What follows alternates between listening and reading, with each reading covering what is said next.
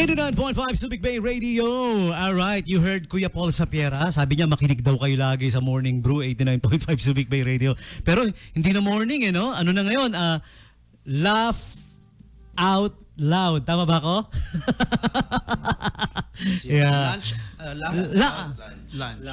Laugh out loud lunch. Tama. Basta sige nga, ayusin nga natin. Paano ba talaga? Bago yung show. Ang kulit nila, nagkakalituan sa sarili show. Ayan. Ganun siya kabago. Di pa namin yan. Mga kaibigan, high na high ako ngayon. Ang saya-saya ko dahil parang isa to sa mga dream come true ko alam mo na magkaroon ng ng segment na mapasukan ng super nakakatuwang kasi sinusubukan ko maging nakakatuwa. Minsan may nagko-comment, may nag-message, hindi ka nakakatuwa sabi ng sa akin, yung mga nare-receive kong message. Well, ayan po, welcome sa pilot episode. What I'm trying to say is, ito yung unang-unang episode ng ating bagong segment sa The Morning Brew Show. Tuwing Wednesday na po ito. Ayan, promise. So, ang aming bagong segment na to ay tatawaging Laugh Out Lunch. Laugh Out Lunch! Ayan! Sino-sino ang kasama? Siyempre, si DJ Tommy G, nandito pa rin. Hindi pa rin mawawala. Magiging technical side na lang ako, parang gano'n. Si Kuya Mac Navarez is here! Yay! What's up? Thank you, DJ Tommy. Si Kuya Richie is here! Hello po! At saka si Kuya Kin is here! Thank you. Ayan. Tapos may grupo kasi sila no? Paano ba? How do you want to start things up? Sige nga, kayo nga bahala. It's a group. It's called... Wait, Kim, sabayan mo yung energy ni DJ Tommy na. Alright! Let's go! We're from the group Samba Mike! Anong meron dyan? Mukhang masaya yan! Zamba Mike ba? Zamba Mike? Zamba Tama ba? Mike, Zamba Mike. Yun, Zamba Mike. Alright, grupo ng mga nag-open mic, parang gano'n? Yes, it's an open mic group sa... Well, ang concentrate namin ngayon is Zambales, pero syempre sakop din yung Olongapo. Okay, wow. So, yun. Lahat ng klase ng talent. So, from comedy, kasi puro kami stand-up comedian. So, since kami yung bulk ngayon ng mga shows, pero open kami sa lahat, from singers, poets, hip-hop artists, for as long as original yung material. Gusto nila ng platform para ilabas yung talent nila, andun kami. So, pang open mic nga talaga. Pang open mic. Tanggap lahat. Ano lang ako, medyo na parang may kumalabit sa mind ko. Sabi mo, stand-up comedians, no? Paano pag nasa radio, nakaupo kayo? Yan yung mga joke na hindi namin ginagawa. Ayan, Zamba Mike. So, everybody can join. If you're from Olongapo, from Zambales, from Subic, from Castillejos, everybody can join. Everybody can join. Kahit yung mga malapit na probinsya. Kung walang stage, saka lang gusto lang perform sa stage namin. Yun. Para maging member, may official registration ba to wherein you will write your name, address, signature, and bring your own Dropbox? Wala. Tatawagin ka, magkakape kayo. Tapos tatanungin namin kung open-minded ba sila. May 17 paddle, mga kaya, pero... 17 paddle. Grabe naman sa 17. Hindi, yung page namin sa FB, Zamba Mike, like nila, follow nila, and then pwede sila mag-message doon. So, ang kasi namin is, so yung talent mo, ang aim namin is dalhin siya sa mga iba't ibang venues sa Zambales. Wow, so, that's nice. Pero kasi, currently, ang lang namin ngayon is yung Acapella Cafe. Doon pala kami, yun yung regular na Cafe. Acapella Cafe. Sa Subic yun, sa may Barangay Wawandwe. Doon kami yung regular namin, nandun kami every Monday. So nice. If a local artist ka, meron kang talent na gusto mong ilabas, you can go there, 8 PM, nandun kami, hanapin nyo lang yung mga pagmumukha namin, nandun naman kami. Or you can send us a message dun sa page, tapos bigay namin yung mga details, and then mag-meet tayo dun. The official page name is, on the search box, ang ilalagay ay... Yes, Zamba Mike. Z-A-M-B-A. With a Z. M-A-M-I-C. Zamba Mike. Yes. Ayan. Napansin ko, sabi mo, Mondays lang kayo nandun, ano? Mondays. Nasa radyo na rin lang tayo. Mga nakikinig kayo na, ano, yung mga establishments dyan. Beke na me. Yeah, oh, Sample. Kasi may mga, alam mo naman, dito sa Subic Bay Freeport, usually may mga bagong establishment, kahit sa City of Olongapo, di ba? Naghahanap sila ng mga mafe-feature nila. Sila rin nahihirapan maghanap minsan ng ma-feature nila. O yan. O, Zamba Mike, there you go. Hindi. Kasi bago kami mag-start mag-sample na rin, since lahat kami stand-up din, matagal na rin naman kami nag-stand-up, alam mo naman yung DJ Tommy. Dito sa Olongapo, yung grupo namin na, buhay pa rin naman sa puso namin, yung Comic 5 Kung may mga nakakaalala pa, no? So, iba't ibang venues na rin pinupunta namin dito sa Gapo. And not only in Gapo, syempre mga dikit-dikit na mga cities, Bataan, Pampanga, ganyan. So, ngayon, what we're trying to do is, dito, kung okay lang sana DJ Tommy, bukod sa mag-sample kami ng mga jokes, meron kami mga new materials na gusto sana namin itry, which is yun mismo yung ginagawa namin sa open mic. Wow. So, tinetest namin yung materials namin kung gagana siya or kung nakakatawa siya. Kung hindi nakakatawa, edi rewrite, iyak muna, tapos rewrite. Ipa-flush muna. Tapos try ulit sa next time. So, ganun ang process ng pag-build namin ng material. So, pwede kami magbigay ng mga konting samples ng materials kung okay lang. Naka-live tayo, di ba? Opo. Pero Nakakapag-comment sila or... Yes, naka-live sa Facebook. Pero bago yan, pwede bang tanungin ko lang muna, how Zamba Mike started? Sinong nakaisip nito? Sino nagbigay ng pangalan sa Zamba Mike? Paano nagsimula? Konting history lang. Kinang makakasagot niya. Okay. Kasi puro kami mga local artists. Ang problem namin, kasi pag stand-up comedian ka, kung gusto mo mag-improve, kailangan mo ng open mic.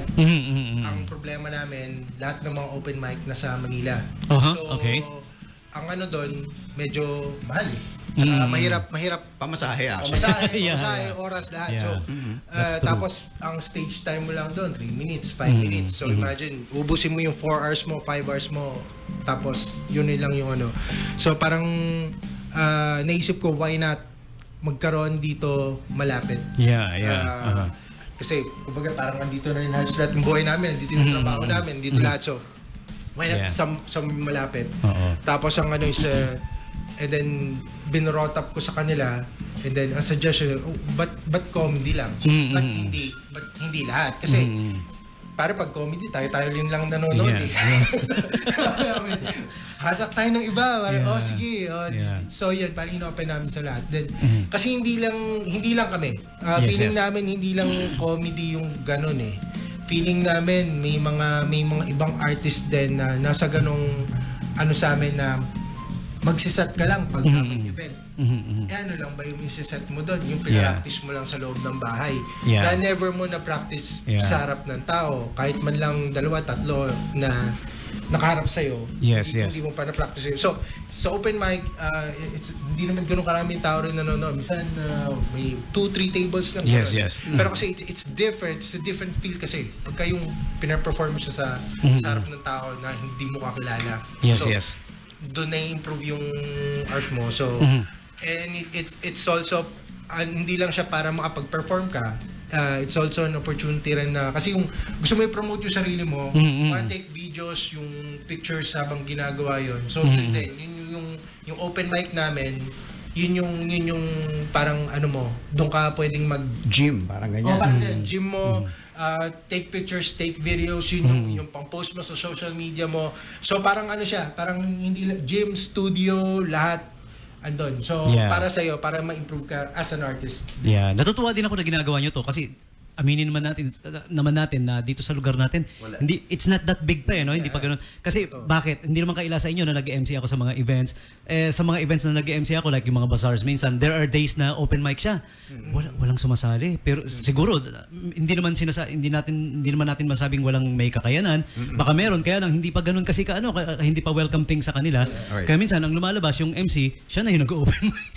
MC mo, pictured ka. Pag naubusan na ako, kakanta na lang ako. Kaya it's a good thing that you guys are doing this. Yeah, salute. Thank you. Oh. Yung mga MC kasi, kompleto sila eh. Yun naman nakakabilib din sa mga MC kasi nag-host yan, kumakanta yan, kutsang baka nga minsan may sayaw pa yan. Pag walang matawag, no? Gigiling na lang. No? Siya na lahat. Diba? So at least ito medyo hinati natin. Hindi kami marunong sumayaw, hindi kami marunong kumanta. So doon lang tayo sa... Try natin magpatawa. Oh, yeah. Dalawa lang naman yan eh. Tatawa sila o tatawanan ka. Pag tatawanan ka. Ayan. So sige, eto po, you guys are in luck today. Ngayon nakikinig ngayon dahil sasampulan tayo ng ating tatlong gwapong bisita rito na a taste of that, yung mga pinaliwanag nilang mga bagay-bagay. Sige nga po. Sample, You know, sige nga po. Yan. Sige. Siyempre, yung leader muna. Actually, hindi talaga. Gusto ko yung panic sa mukha. Oh, may nag-comments agad sabi, ha ha ha ha ha. Uy, wala. Wala pa. Wala pa, pare. Yan yung nakakatakot ng mga tao eh. Kasi anong tinatawanan nila? Wala pa tayong May mali. itsura natin ang tinatawanan. Either genuinely natutuwa siya o mentally unstable na tao to na pare. Doon na lang tayo sa natutuwa. Okay. Paano ba? Ganito na, no? Yeah. Oh. Oh, sige. Huwag mong pakitakin na hindi ka professional. Oo nga eh. Hindi, first time eh. Direct, paano ba to? Ayan, kung ano yung nandito sa video, yan naman yung napapanood nila. Okay. At napapakinggan na. Napansin ko lang, DJ Tommy, kasi di pa ako masyado napakilala, no? Pakilala ko yung sarili ko. So ako si Kin at ako yung nagtatrabaho sa isang bakery. Bakery? Yes, sa bakery. Napag-ari ng family namin. Bata pa lang ako, nagtatrabaho na ako doon. At nung minsan, napuntahan kami ng Department of Labor. Uy! Puntahan kami. Dole! Sabi sa nanay ko, ba't may bata dito? Di pa alam, child labor yan? Sumagot yung nanay ko, hindi kiddie crew namin yan. Kiddie crew. Sabi ko, kiddie crew? Ba't ako lang? Asan yung iba? Pumasa naman yung palusot. Awa ng Diyos, di pa nakakulong nanay ko. So, pumasa. Ito ba, yung bakery kasi namin, DJ Tommy, malapit sa sa palengke. Malapit sa palengke. Nung minsan papunta ako doon, bumula akong lumpia. Okay. Bumula akong lumpia. Tapos sabi sa akin ng tindera, sabi nga, buena mano ka. Buena mano daw ka. Buena mano. Yung mga viewers natin, ano yung ibig sabihin ng buena mano? Ibig sabihin, ako yung unang customer. Tsaka ako yung unang customer at ako din yung magbibigay ng swerte sa tindahan niya sa araw na yun. Ganun. Ako, Yeah. may pressure. Gusto ko lang kumain ng lumpia. Si ate na yun, hindi kami magkano-ano pero invested na ako sa tindahan niya ng lumpia. Bumalik pa ako nung hapon eh. Sabi ko, ate, kamusta yung benta? Okay ba? Na-hit ba natin yung target? Diba? Swerte ba? Malas? May pressure eh. Malas. Ito, 36 years old na ako at Mukha lang 35 ba? thank you.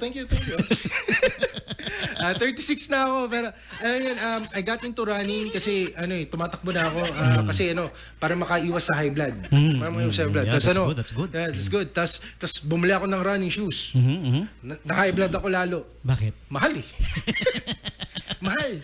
Pag na-realize ko lang, DJ Tommy, pagka yung running shoes mo, mahal, nakapanghinayang isayad sa lupa eh. Kaya pag tumatakbo ako, nakasuot sa kamay eh. Hanggang ipang-apir, parang uma-apir sa ere, huwag na nga sa lupa. Ay, nice one. Parang ang baliw, pare. Pero hindi lahat kasi nag-gets ko rin, iba tinatamad mag-exercise, iba nagda-diet na. And napansin ko, ang dami na rin mga bagong diet ngayon. Dami nagsusulputan. Yung pinakabago, yung 21 pesos per meal na diet. Mamimili ka lang, talbos ba ng kangkong o talbos ng kamote? Okay. Yeah, it was in the news, no? Yes. Tahimik yung live. Mukhang okay, so last na natin. Hindi naman. Yeah. Habang tali ngayon ng talbos ng mga 15 ba? Tama, 20. So, gano'n na lang, ano? Salad-salad na lang. Pero, Sabi ni Kuya Arlan, akala ko si Mac Navarez yung kabatch nyo sa Kiddie Crew eh. Loko ka, sir. Si Arlan. What's up, Arlan? Uy, dami nag-share ng video. Salamat sa mga nag-share. Salamat po. Sikat kami. Mamaya may edited version. Para ito lang mismo. Ito lang. Hayaan nyo na ibang segment. Pero alam nyo, ito, ikwento ko lang sa mga viewers natin, ha, yung ano, ewan ko na-experience na nila to. Pag pupunta silang butika, alam mo yung clerk, yung pinipila yung gamot na binili mo dun sa cashier. Tapos pag nabayaran na, tawagin niya kung ano yung gamot na binili mo, tatawagin. Minsan pumunta ako sa butika, rinig ko yung clerk, sabi niya, kanino po to Robus? Tahimik yung butika. Walang mga... Sumigaw uli siya. Kanino po tong Robus? Wala pa rin pumapalag. Wala pa rin sasalita. Pangatlo, galit na eh. Kanino po tong Robus? Di ko na natiis. Sumigaw na ako. Dito po! Sa katabi ko. Gulat yung matanda eh. Ha? Bumili ako Robus? Pasok ba sa senior citizen yan? Okay, ang ganda na lang akong set. Salamat sa iyo. Nice. So, ganun lang. Nagka-discount yung Robus, no? Nakakuha ng discount. Dapat naman talaga mura yun. Yun na yung kaligayahan ko sa buhay, okay? Hindi mo alam eh. Pero personally, na-try nyo na? Hindi pa ako na-try. Bali, prank ako ng mga tropa ko dyan. Okay. So, Nilagyan, yung inumin ko, yung drinks, chaser ko, nilagyan na ng ganon. Dinurog nila yung Robus, inalo nila doon sa drinks ko. So, si Charlie ko, talagang bangon na bangon, parang kagigising lang. sino si Charlie? Sorry. Magandang tanghali po sa inyong lahat. Radyo nga pala Kumain po tayo ng hotdog. Radyo nga ba? Gusto mo talaga makilala. Kapatid ni Delta. Kung tawagin ay The D. Pero ang effect ng ang effect ng DJ Tommy, Robus, ang effect ng Robus o kahit na ano man yan, nakakainit talaga ng katawan, para ka nakatigila. Ganon. Okay, honestly, I haven't tried Robus pa. Yan. Try nyo mamaya. Iinit lang yung katawan mo. Tapos kasama na yun. Kasama na yun, oo. Tapos mainit ka na, ibig sabihin, gigil ka sa paligid mo. Kasi, I see. May siya, may drive siya eh. Sa paligid mo. Oo, kahit sino nakikita mo. Okay. ang pinopromote ko kasi yung King Tooth. Hindi, I'm not kidding. Di ba, Tao ba? brand talaga siya yung... Meron talaga ganun? King. From the Egyptian si King Tutankhamen. Di ba? Okay. Sorry, kala ko nag-wordplay ka na para makalusot sa radyo eh. Baka malipat tayo DJ ng alas 12 ng May mga pre-merch kasi ako from them dati na pinamigay ko sa radyo na Gusto ko ano pangalan niya ulit DJ? King Tooth. King Tooth Capsule. TUT. Yung buong pangalan niya gusto ko yun. Pangalan ng brand. Yung full name ni King. King Tutankhamen. dating Gusto ko yung pangalan. Pero ng Egypt. Ensyo. Hari ng Ehipto. Oo nga, legit nga. Legit. Yan, promise. Yan pa lang ang na-try ko. Okay. Kumusta naman itong brand na to? Yeah. Kumusta naman to? Maganda. Ganun din ba? Umiinit din. Yeah! Gusto ko yung proud na sagot. Na-try. Mukhang worth it ang paggamit. Wait, yung effectivity niya gaano katagal? Yung sa akin may alak eh. So sobrang tagal, mas tumagal. Okay. So parang ang nangyari sa akin, 4 hours, 5 hours akong ganun. 5 hours. Sa akin hindi ko masabi yung gaano katagal kasi kahit nag-wear off na siya, wala pa akong problema dun eh. Kaya Okay.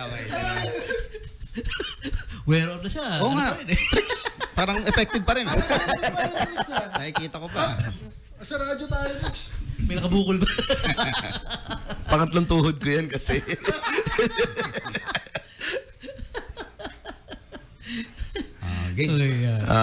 Kuya Ma, ito naman, this time, ipapakilala ko naman ang next comedian natin of Zamba Mike. Please welcome the founder of Comic 5-0, Mr. Mac Navarez. Kuya Mac! Alam mo, anyway, hello, magandang tanghali, magandang hapon po sa inyong lahat. Ako po si Mac Navarez. Gusto ko lang magkwento. Kwentuhan lang tayo dito. Siyempre maganda, nagpapakilala muna tayo dahil hindi naman tayo kilala ng tao. No? Ako po ay bansot. May mga bansot dyan. Press 1 sa mga bansot, no? Urong lang kayo ng konti dahil hindi ako nakikita. si Kuya Mac naka 50% off. May tungtungan na nga ako dito. Naka-apple box na ako dito. Hindi pa rin ako nakikita. Ano ba naman yan? Naka-apple. Yun yan. So, medyo may mga struggles ka kapag maliit kay growing up, di ba? So, pero, ngayong matanda na ako, DJ Tommy, nakita ko na rin naman na may benefits pala ang pagiging maliit. Kasi alam niyo naman, meron na ako anak. Mga teen na po yung anak ko, 16, 17 years old na. So, may benefits pala. So, kasi matipid siya. Matipid siya sa damit. Yan, matipid sa damit. Kasi yung mga pinaglitan po ng anak ko, ako na yung nagsusuot. Saka talagang anlambot sa katawan ng mga moose gear, mga ganyan, osh gosh bigosh. Talagang may botany feel, alam mo yan. Yeah. Yan lang, so ganun sa stand-up, so kailangan i-introduce mo muna yung... Teka lang, di ba tapos? Pinapaliwanag ko yung craft. Okay. So sa stand-up po kasi medyo mabilis kami ma-judge ng tao, DJ Thomas. It's really important na i-address mo agad yung elephant in the room, kumbaga. Yeah. So kung ano man yung, kung meron kang kapintasan physically, pwede mong gawa ng katatawanan. Hindi na siya yung usual na nakasanayan natin na pinagtatawanan natin yung audience. Instead, pinagtatawanan namin yung sarili namin. So para mas maging relatable din sa audience at saka hindi sila mahihiyang. Or alam mo yun, kasi minsan tititigan ka lang ng audience eh. Pero pag ginawa mo na ng katatawanan yung sarili mo, okay, marirelax sila. So from there, makukuha mo na sila. So okay, sige, tatawanan ko na yung next joke ito. As long as it's funny, di ba? Those are good points, yeah. Yeah, so isa sa mga rin, syempre, ako rin ay mahirap. Growing up, mahirap naman, may mga mayaman, bukod kay Kin, kasi ito, may dough talaga to, bata pa eh. Mahirap, pero proud po ako maging mahirap, DJ Tommy, kasi ang dali pong i-maintain. Di ba? Maging tamad ka lang, huwag kang mangarap. Talagang nandiyan ka lang. Wala kang pupuntahan. Alam mo yun? Well-maintained. Well-maintained ka lang. Kaya minsan pag may mga stand-up comedy shows ako sa Manila, si Alex Calia, bibigyan ako ng malaking TF, binabalik ko talaga, Lex, bawasan mo yan. Meron ako lifestyle na mini-maintain. Ginagawa mo. Hindi pwede yung ganyan-ganyan. Huwag mo ko payamanin. Di ba? Kailangan yung mga pang-wow ulam lang na ulam, yun na sanay eh. Tsaka iba yung behavior natin, mahihirap at mayaman. Alam naman natin lahat yan. For example, sa restaurant tayo, di ba? Ako, madalas, pag sa restaurant ako, ang mahirap, bagong sahod, tsaka close to payday, iba yung ugali niyan. Ang mahirap, pag sa restaurant, bagong sahod, ganito yan, tatawagin yung waiter. Waiter, liga dito. Gusto ko yung service mo bibigyan kita ng tip. Abutan mo ng 500. 500 sa'yo lang yan. Ganyan ang bagong sahod. Pero pag close to payday na, tatawagin ulit yan. Waiter, liga dito. Naalala mo yung 500? Baka pwedeng pahiram muna at gutom na ako eh. 3 days na akong hindi kumakain. Diba? Pagdating din sa pananamit, meron din laging diferensya ang mahirap at mayaman eh, di ba? Ang mayaman, the more na naglalagay sila ng bagay sa damit nila, mas lalo sila nagiging elegante, di ba? Mayaman, lagyan mo lang ng bulaklak sa damit yan. May tawag na sila dyan, corsage. Mas nagiging maganda, mas nagiging, di ba? Yayamanin yung itsura. Yeah. Pero pag ginawa mo sa damit mong mahirap yan, kawawa ka sa kapwa mo mahirap. Di ba? Isipin mo, mahirap ka, tapos maglalagay ka ng bulaklak sa damit, makikita ka ng mga kapitbahay mong mahirap din, di ba? Tignan mo si Maki Boy, oh. May bulaklak pa sa damit, oh. Parang tanga. Kawawa sa yun lang, mga ganun lang. So, basically, ang stand-up, again, so, kung ano yung core mo, kung ano yung kung saan ka masaya, kung saan ka nasaktan, kung saan ka naghihirap, kung ano yung struggles mo, dun ka huhugot ng material para mas maging genuine siya pag binato mo sa audience. So, kailangan totoo eh. Kasi although ang stand-up naman, ang stand-up comedy po, hindi naman po 100% totoo yan.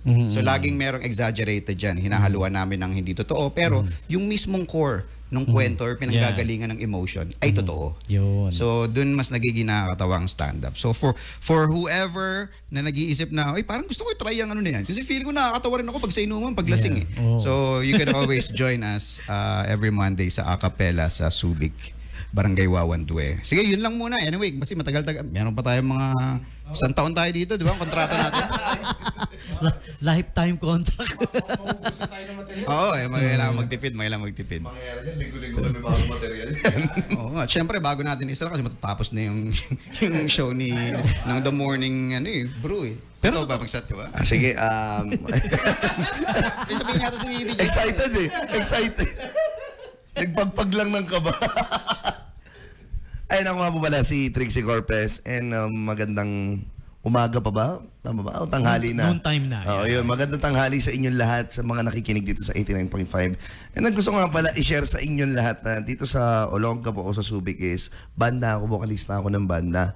And alam ko naman maraming instances sa inyo dito sa area natin na nanonood ng banda. Nangyayari to.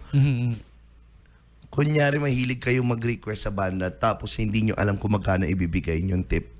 Kaya ang nangyayari sa inyong magkatabi is nagtuturoan kayo kung sino mag-aabot sa banda ng request nyo. So one time, may experience ako sa isang venue. Napakarami naming request. And then, one time, may dumating sa aking waitress. Inabutan ako ng tissue. Tapos ang haba ng listahan niya. May Guns N' Roses, may Skid Row, Playlist. may AC/DC, playlist. Tapos nagabot lang ng 20. Sabi ko talaga dun sa guest, Sir, magpapaprint po ba kayo o magpapadownload ng kanta?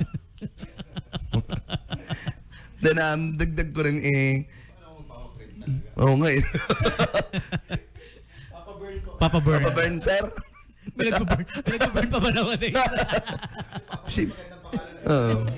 Papa Burn. Live tayo with Papa Burn! Tapos may isa pa ng dagdag. Ito yung isa sa mga struggle ko na nag-uumpisa ako magbanda. Kasi sobrang fanatic ako sa mga ginagawa ko sa craft ko, which means so gusto ko maging bokalista, gusto ko mag-itsurang bokalista. So namimili ako ng mga gamit pang bokalista. So one time namili ako ng uniform ko, bumili ako ng rock shirt tsaka ripped jeans ng pants. Kasi yun ang rock and roll persona na nakikita ko sa magsaysay. Then ito lang ang struggle na na-experience ko sa pagsuot nga lang ng mga ganong klaseng damit. Every time na susutin ko na siya, nakatahi na siya. Ang hirap talaga na lumalaki ka na kasama mo lola mo. Tinatahi ni Lola. In case you're wondering, bakit yun yung tinatahi ni Lola. So kada pupunta ako ng gig ko, pinatastas ko siya isa-isa. And lastly, ito, kasi isa ako sa... And lastly, isa ako sa pinaka-bata dito sa room. So, kwento ko yung experience ko nung high school at college ako. Alam ko naman marami sa mga listeners natin na even dito sa room natin, meron tayong teacher na hindi natin matandaan ng pangalan. So, ang ginagawa natin, binabansagan na lang natin sila. For example, ako may teacher ang kakaiba maglakad ng bansag namin, Mr. Bean.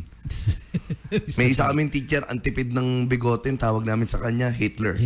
Yeah. Pero meron kami isang teacher talaga. Yun yung kilala namin siya pero hindi namin talaga gusto lang namin siya bansagan. Matangkad, maitim, malaking katawan, kamukha niya si Taguro. At lagi nang hihingi na 100% sa grado.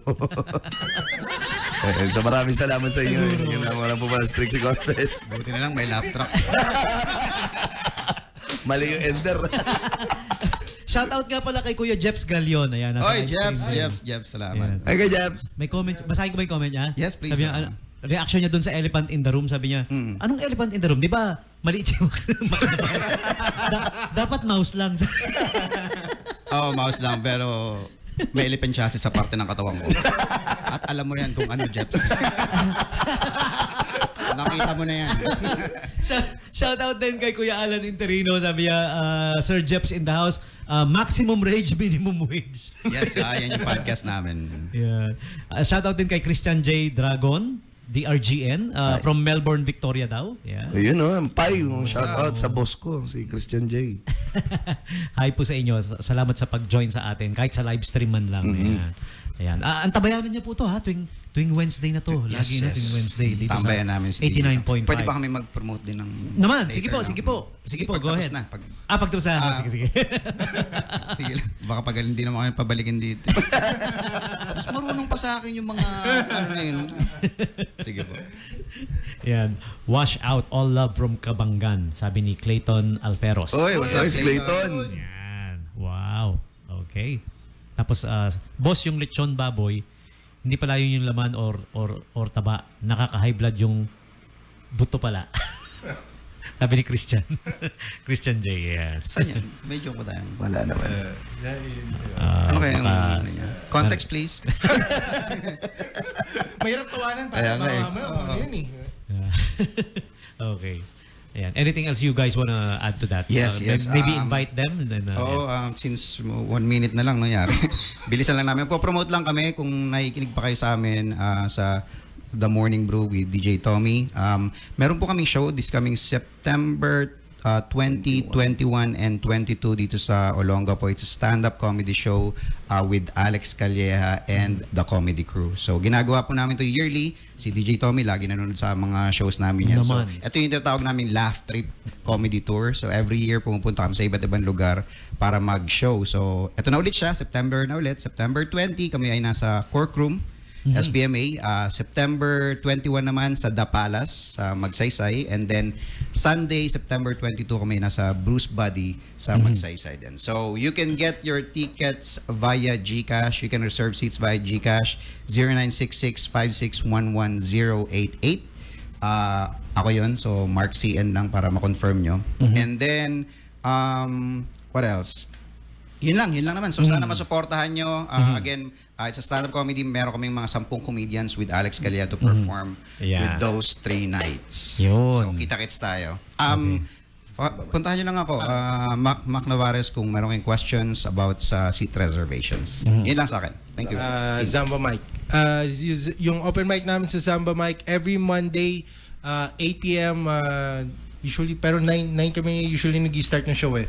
Pero 8 p.m. be there sa sa Acapella Cafe sa Barangay Wawandwe sa Subic. Yun lang. Tsaka free siya. It's a free show. Alright. And last na, kung gusto niyo naman manood ng gig ko, every Wednesday and Thursday sa Sky Bars, Subic Bay, and then every Sunday sa may Sexy Legs, Subic Bay. Sketchy Paradise. Sketchy Paradise. Sketchy Paradise Band. Ayan. Isa yan sa mga paborito natin. Hindi dahil nandito ka pare ha. Isa sa mga paborito talaga natin dito sa Tumugtog. Ang galing-galing ng banda na yan eh. Yes, kung sir. napanood nyo yung Summer Jam dati etong summer lang na nakaraan sa Remy Field. Ayan. Sila yung nung sila na yung nasa stage, medyo alam mo, nagkarakrakan ng gusto, no? yung crowd nung time na yun. Ayan, kaya idol. Idol din natin si Jeps Galion. Ayan. I'll admit, may aaminin ako, I'm a comedy junkie. Kaya halos lahat ng makikita ko sa YouTube ng mga comedy bits, comedy, pinapanood ko lahat. Nice. Nauubusan nga ako ng gagawin, wala nang nagagawa. Dahil kakapanood. Ayan. Kuya Idol Jeps Galion, sabi niya, pa-promote, okay lang ba? Let's give way. Yes, Pa-promote daw. May show kami ni Mac, August 30 sa Dusk at 27 sa Makati. Tinamad mag-promote. Show nyo pala yun, Mac. Subic Bay Radio. Hindi ka kasama sa Makati yung show natin. But anyway, nabanggit na rin lang. May mga shows kami. So, you can follow different pages. Affiliated tayo with different, alam mo na, mga pinagagawa. Comic 5-0. Ngayon, actively, ako ay nasa The Comedy Crew. So, you can follow and like that page kung gusto niyang stand-up comedy. If you wanna watch Alex Calleja, kung nasan man kayo, Manila, nag-show kami ng Pampanga, Bataan, Olongapo, Baguio. So, The Comedy Crew sa Facebook. Okay. Ayan. So again, watch out for this. Every Wednesday na to ha. Ayan, promise. 12-ish. 12-ish or and so on. Maganda yung 30 topic. minutes. Hanggang matapos. Sige, Advance yun, don't worry. Okay. Ano yun eh, nauna yan, mabilis yan. Pero anyways, stand by for the next radio program. That's gonna be next. We're gonna end the show now with the final parting words from our Zamba Mic buddies here. See you every Monday night. Yes, Monday night, Acapella Cafe. Yeah. Cafe. Okay, ayan. Ako naman ang gusto kong i-add doon. Gaya nga ng sinabi ko kanina, mga establishments dyan, mga bagong bukas, kailangan nyo ng feature ninyo na, available naman kayo. Triboa, baka naman. Any day, pwede nyo kunin, ano? Kung ano man yung day na i-offer nila, pwede nyo naman kunin. DJ, may lineup of ano naman kayo. DJ na, tama, no? Triboa, cafe, Triboa. baka naman.